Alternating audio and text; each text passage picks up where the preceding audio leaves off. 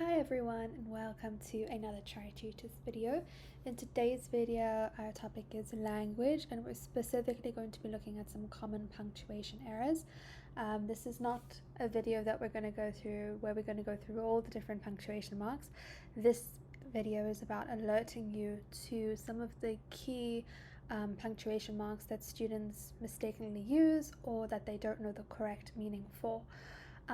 This is a really important, language is a really important section because not only is it the last question or the last section of paper 1 where you're asked to correct errors, to identify errors, to explain errors, but it's also important in any sort of writing that you do, whether it's essays, whether it's transactional writing, because often these punctuation marks are used inaccurately in that context, in the writing context, which can greatly minimize your chances of receiving that A or receiving that B according to the rubric, because you might score really high in your content, but then your language and your grammar and your style might score worse if you don't know how to use these punctuation marks effectively. So as I said, we're not going to cover all the different punctuation marks, just a few select ones that often give students problems. Alright, so we're going to start off with 3, which are often confused all the time. We have a dash, a hyphen, and double dashes. A dash, the purpose of a dash, or the function, that's often how it's asked in an exam, is what is the function of the dash. The dash indicates an explanation or an elaboration. A hyphen is the shorter one, the shorter line. A hyphen joins 2 pre-existing words to create a compound noun or a compound adjective.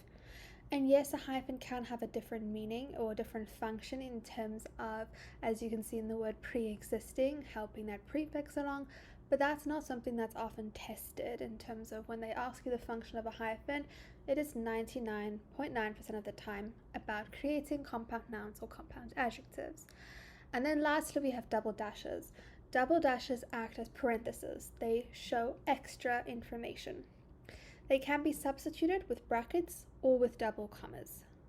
Dashes, hyphens, and double dashes, all these functions are often mixed up, so make sure you study this.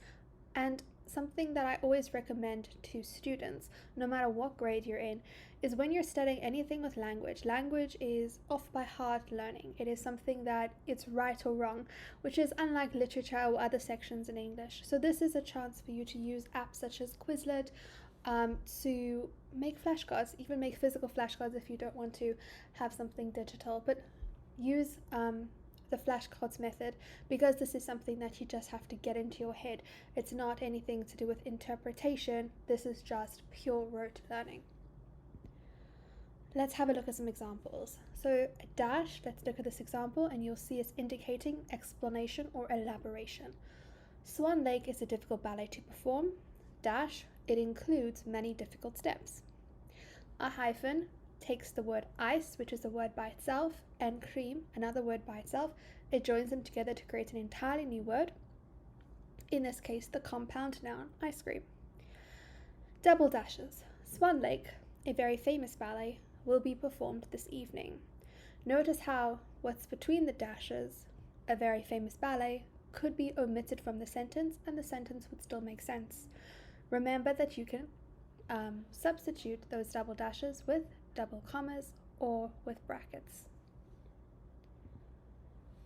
Moving on, we have the colon, the comma, and the semicolon.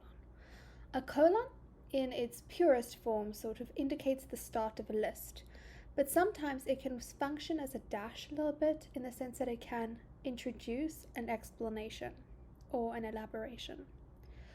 A comma, now this is not a complete list of all the different functions of a comma. There are many functions of a comma. I'm just going to focus on some key ones. A comma separates items on a list. That is the most basic form of the comma. It can also separate a main clause and a subordinate clause when the subordinate clause starts the sentence.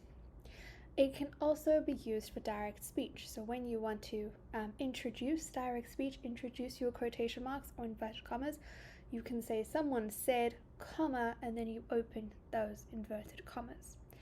What's important to know about a comma is that it is often used incorrectly by students who are writing. I think that there's this misconception that a comma is just creating a pause in a sentence.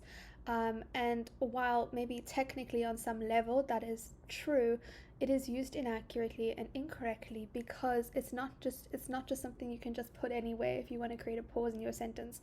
So what I often see with students of any age is that they, or in any grade, is they just start writing these very long sentences using commas, and they think that that is separating their ideas. But actually, it doesn't make sense when you just put commas in randomly. And what often happens is that students utilize the comma splice error.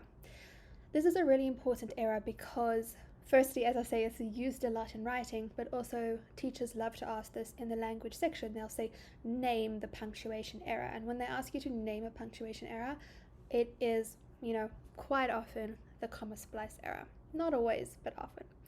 The comma splice error is when you join two main clauses with a comma. That is not effective, it is not sufficient, it is not accurate.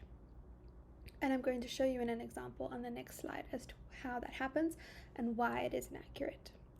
But what you can do is that you can take a comma and you can, if you start with a subordinate clause, remember a subordinate clause is a dependent clause. It cannot stand alone. You can start with a subordinate clause and then put a comma before the main clause to show the relationship between those ideas. However, this does not work when it's two main clauses. A semicolon separates two main clauses which relate to each other. So if you ever want to correct a comma splice error, you can use a semicolon because a semicolon separates these two main or these two independent clauses. Another way to fix a comma splice error would be to put a full stop or even to substitute it with a coordinating conjunction. So let's look at examples for colon and comma. I have actually used the same example. As you can see, ballerinas have the following items in their dancing bags: point shoes, comma, elastics, ribbons, and water. So we can see we are listing items. If we're using it as the colon, we can see ballerinas have the following items in their dancing bags, colon. We are introducing a list. We are starting a list. We are indicating we will be listing. If we look at the semicolon example, ballerinas have many items in their bags. They must be prepared for anything. Notice how these are two main clauses. So if I'd used a comma instead of a semicolon, this would be an example of the comma splice error. And I'd need to change it to its current form with the semicolon, or I could put a full stop, or I could put a coordinating conjunction in order for it to make sense. Do you see how it's two sentences or two clauses that can function alone, but they are related to each other? And because of their relation to each other, the semicolon works really well. It makes us understand why the ballerinas have so many items in their bags, because it relates to the second clause, which is that they must be prepared for anything.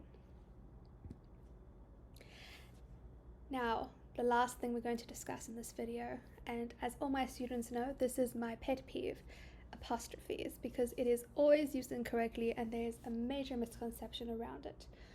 With the apostrophe, there are two sort of sections, but I like to think of them as three different functions. Firstly is the easy one, omission or contraction. Contraction is easier to spell, so just learn contraction. Remember, when you're asked the function of an apostrophe, you need to have the terminology with which to answer the question. So you need to use the word omission or contraction. You can't just explain that it is joining the two words. You need to actually have the correct terminology to get that mark. So this is quite simple. This is what you've been learning since you were in grade 2, grade 3, grade 4. Contraction is when you take two words and you're joining them together. And where you have omitted letters, when you've left letters out, that's where you put the apostrophe. I and am together becomes I'm.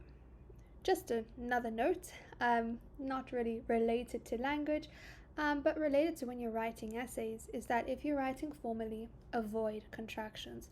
Rather write I am, cannot, instead of I'm or can't.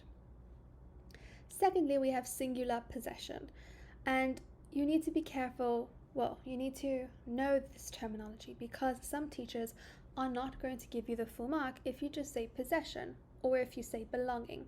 You need to be specific and you need to say that it is singular possession.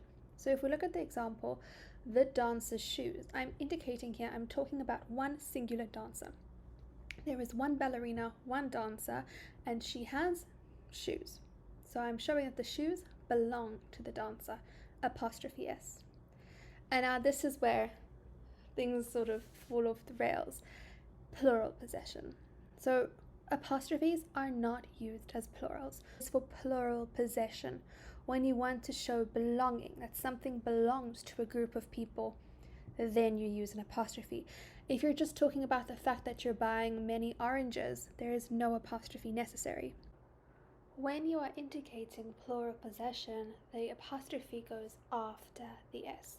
So you write your word used in the plural form. So you write the dancers, and then the apostrophe comes after the S to show that the performance belongs to all of the dancers. There are some additional exceptions and other rules, but those are the three main ones for apostrophe. I hope that was helpful. Please remember these punctuation marks and their functions for your specific language questions, but also whenever you're writing anything. Please like, subscribe, and share. I'll see you in the next video.